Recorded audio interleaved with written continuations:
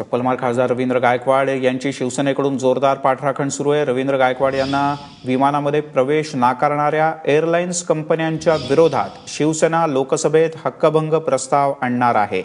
दिल्लीचे प्रतिनिधी प्रशांत कदम आहेत आपल्यासोबत। प्रशांत, काय माहिती आहे? मिलिंद, खरं तर शिवसेना खासदार रवी गायकवाड यांचं जे प्रकरण झालं त्याच्यानंतर शिवसेनेने हे वारंवार स्पष्ट केलेलं आहे की जे मारहाणीचं कृत्य झालं त्याचं पक्ष समर्थन करत नाहीये।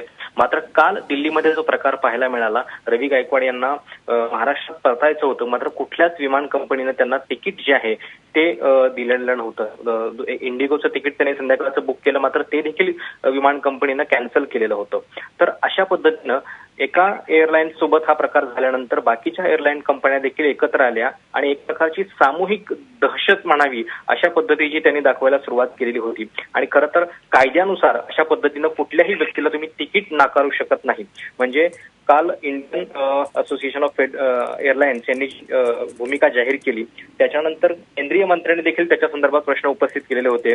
केंद्रीय विधी आणि न्याय खात्याचे राज्यमंत्री पी चौधरी यांचं कालचं वक्तव्य आहे, ते असं म्हणाले होते की गायकवाड यांना विमान प्रवास करू द्यायला विमान कंपन्या कदाचित तयार असाव्यात, पण कुठलीही कृती ही सर्वसाधारण कायदे आणि कायद्याच्या चौकटीतच असली पाहिजे। कुणाला तिकीट नाकारण्याचा अधिकार नाकारणारा कायदा आपल्या देशात नाहीये। आणि त्यामुळं शिवसेना खासदार या कृतीच्या विरोधात उद्या सोमवारी लोकसभेमध्ये आवाज उठवण्याची शक्यता आहे।